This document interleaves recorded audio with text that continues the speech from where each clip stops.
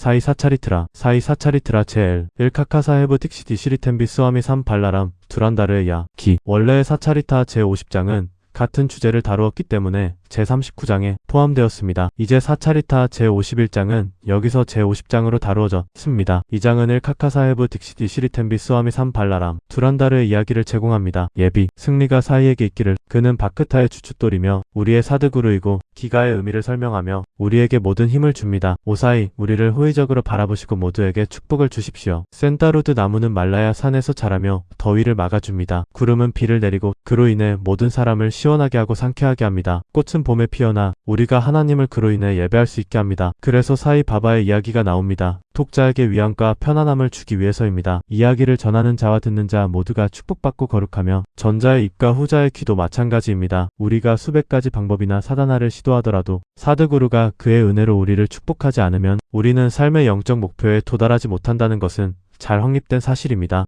이 진술을 설명하는 다음 이야기를 들어보십시오. 카카사헤브 딕싯 1864-1926 하리시타람 별명 카카사헤브 딕싯은 1864년 A.T.에 칸드와시 피의 바드나가르 나가르 브라만 가정에서 태어났습니다. 그의 초등 교육은 칸드와 흰강가트에서 이루어졌고 중등 교육은 나그푸르에서 받았습니다. 그는 고등 교육을 위해 봄베이에 와서 먼저 윌슨 대학에서 공부하고 그 다음 엘핀스톤 대학에서 공부했습니다. 1883년 A.T.에 졸업한 후 그는 LL.B.와 변호사 시험에 합격했습니다. 그리고 나서 정부 변호사 사무소인 리틀과 회사에서 일하게 되었고 그 후 얼마 지나지 않아 자신의 변호사 사무소를 시작했다. 1909년 A.T. 이전에는 사이 바바의 이름이 카카사헤백에 익숙하지 않았지만 그 이후로 그는 곧 그의 위대한 신도가 되었다. 카카사헤비 로나울라에 머물고 있을 때 그는 그의 오랜 친구인 난사헤브 찬도르카르를 우연히 만났다. 두 사람은 많은 것에 대해 이야기하며 시간을 보냈다. 카카사헤브는 런던에서 기차를 타고 있을 때 발이 미끄러져 다치는 사고를 당한 이야기를 그에게 설명했다. 수백 가지 치료법이 그에게 아무런 도움을 주지 못했다. 난사헤브는 그에게 다리의 통증과 절름발이를 없애고 싶다면 그의 사드구루인 사이 바바에게 가야 한다고 말했다. 그는 또한 사이 바바에 대한 모든 세부사항을 알려주고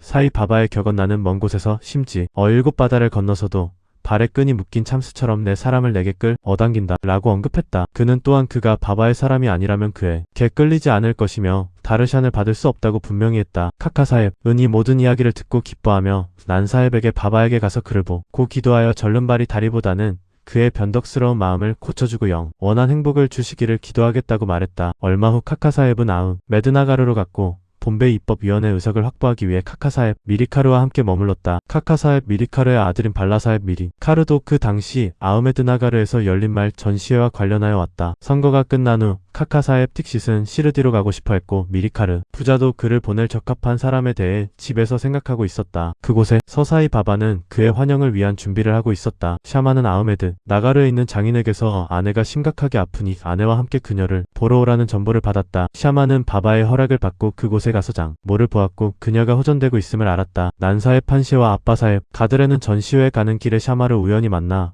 그를 시르디로 데려갔다. 카카사헤브 틱싯과 미리카르도 샤마의 도착 소식을 들었다. 저녁에 샤마는 미리카르에게 와서 카카사헤브에게 소개되었다. 그들은 샤마가 카카사헤브과 함께 십시 야간 기차로 코퍼가운으로 떠나기로 정했다. 이것이 정해진 후 이상한 일이 일어났다. 발라사헤브 미리카르는 바바의 큰 초상 화 위에 베일이나 덮개를 치우고 그것을 카카사헤브에게 보여주었다. 그는 시르디에서 만날 예정인 그가 이미 그의 초상화 형태로 그를 맞이하기 위해 거기에 있다는 것을 보고 놀랐다. 그는 매우 감동받아 초상화 앞에 절을 했다. 이 초상화는 메가의 것이었다. 그 위에 유리는 깨져 있었고 수리를 위해 미리카르에게 보내줬다. 필요한 수리는 이미 완료되었고 카카사헨과 샤마와 함께 초상화를 돌려주기로 결정되었다. 십시 전에 그들은 역으로 가서 승차권을 예약했지만 기차가 도착했을 때 2등석이 과밀해져 그들에게는 자리가 없었다. 다행히 기차의 경비원이 카카사헨의 지인이었고 그들을 1등석에 태워주었다. 이렇게 그들은 편안하게 여행하며 코페르가운에 하차했다. 그곳에서 시르디로 가는 길에 있는 난사헤브 찬도르카를 보았을 때 그들의 기쁨은 한계가 없었다. 카카사헨과 난사헤브는 서로 포옹을 했고 그 후 신성한 구다바리 강에서 목욕을 한 후 시르디로 출발했다. 그곳에 도착해 바바의 다르샨을 받은 후 카사헨의 마음은 녹아내렸고 그의 눈은 눈물로 가득 차 있었으며 그는 기쁨으로 넘쳐났다. 바바는 그에게 그도 그를 기다리고 있었으며 그를 맞이하기 위해 샤마를 앞서 보냈다고 말했다. 카카사에는 그 후 바바와 함께 많은 행복한 세월을 보냈다. 그는 시르디에 와다를 지었고 그것을 그의 영구적인 집으로 만들었다. 그가 바바에게서 얻은 경험은 너무 다 양해서 여기서 모두 이야기할 수는 없다. 독자들은 시리사일이라 잡지의 특별호 카카사엔 틱싯 12건 6-9호를 읽을 것을 권장한다. 우리는 한 사실을 언급하며 이 이야기를 마친다. 바바는 그에게 마지막에 그를 공중 코치 비말로 데려갈 것이라고 말하며 그를 위로했다. 즉 행복한 죽음을 보장해주겠다는 의미. 이것은 사실이 되었다. 1926년 7월 5일 그는 헤마드 판트와 함께 기차를 타고 사이 바바에 대해 이야기하고 있었다. 그는 사이 바바에 깊이 몰두한 것처럼 보였다. 갑자기 그는 헤마드 판트의 어깨에 목을 기대고 고통이나 불안의 흔적 없이 마지막 숨을 내 쉬었다. 신템비스와미. 우리는 성인들이 서로 형제로 사랑하는 모습을 보여주는 다음 이야기에 이른다. 한 번 신 바수데바난드 사라스와티 신템비스와미로 알려 진 그는 고다바리 강가의 라자 마헨드리안드라 주에서 캠프를 쳤다. 그는 신 다타트레아의 신실한 정통적인 지식인 및 요기바크타였다. 한 남자 푼달리크라오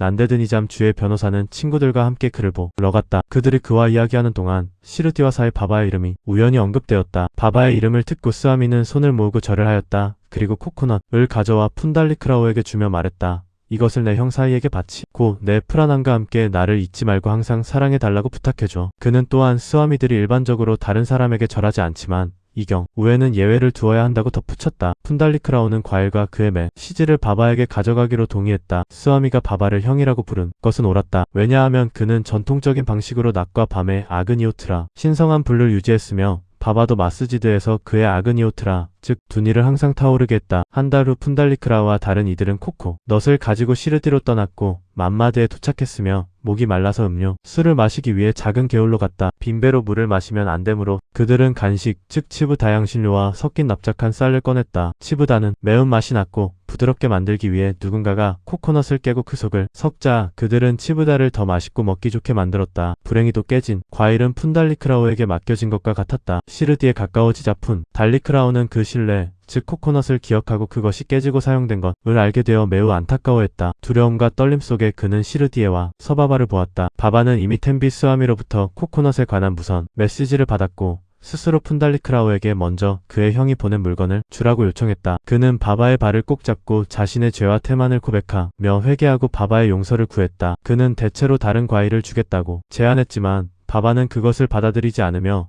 그 코코넛의 가치는 일반적인 것보다 훨씬 더 많았고 다른 것으로 대체될 수 없다고 말했다. 바는 또한 덧붙였다. 이제 이 문제에 대해 더 이상 걱정하지 않아도 된다. 그 코코넛이 너에게 맡겨진 것은 내 소원 때문이었고 결국 길에서 깨졌으니 왜 너가 그 행동에 대한 책임을 져야 하겠느냐? 선한 일과 악한 일 모두에 대해 행위자의 감각을 가지지 말고 모든 것에서 완전히 자존심과 자아가 없도록 하라. 그러면 너의 영적 진보는 빠를 것이다. 바바가 준 얼마나 아름다운 영적 가르침인가. 발라람 두란다르 1878-1925 발라람 두란다르는 봄베이의 산타크루즈에 있는 파타레 프라부 공동체에 속했다. 그는 봄베이 고등법원의 변호사였으며 한때 봄베이 정부법학 교회 교장이었다. 두란다르 가족 전체는 경건하고 종교적이었다. 발라람 씨는 그의 공동체에 봉사하며 그에 대한 기록을 쓰고 출판했다. 그는 이후 영적이고 종교적인 문제로 관심을 돌렸다. 그는 신중하게 기타와 그 주석인 지난해 슈아리 그리고 다른 철학적 및 다른 형이상학적 작품들을 연구했다. 그는 판다르푸르의 비토바의 신자였다. 그는 1912년 에사이 바바와 접촉하게 되었다. 6개월 전 그의 형제 바불지와 바말라우가 시르디에 와서 바바의 다르샨을 받았다. 그들은 집으로 돌아가서 그들의 달콤한 경험을 발라람과 다른 가족들에게 이야기했다. 그러자 그들은 모두 사이 바바를 만나기로 결정했다. 그들이 시르디에 오기 전에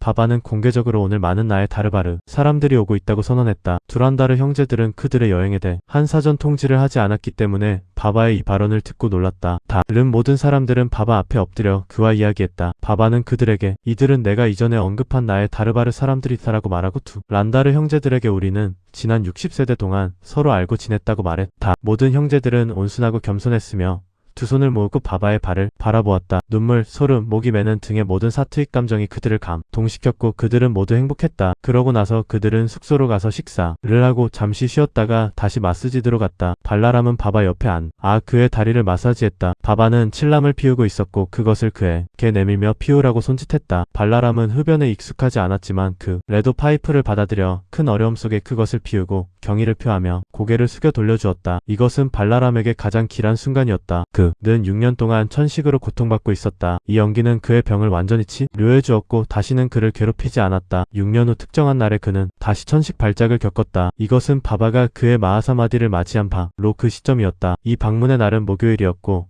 두란다르 형제들은 바디를 목격할 행운을 가졌다. 발라람은 바바의 얼굴에서 판두랑의 광채를 보았고 다음날 아침 카카드 아르티 시간에 그의 사랑하는 심판두 랑의 같은 현상, 같은 광채가 바바의 얼굴에 다시 나타났다. 발라람 투 란다르는 마하라 슈트라 성인 투카람의 삶을 마라티어로 썼지만 그것이 출판되는 것을 보지 못했다. 그것은 나중에 그의 형제들에 의해 1928년에 출판되었다. 책의 시작 부분에 있는 발라람의 삶에 대한 짧은 노트에서 발라람의 방문에 대한 위의 이야기가 완전히 확인되었다. 책의 6페이지 참조. 신에게 경배하라. 모든 이에게 평화가 있기를.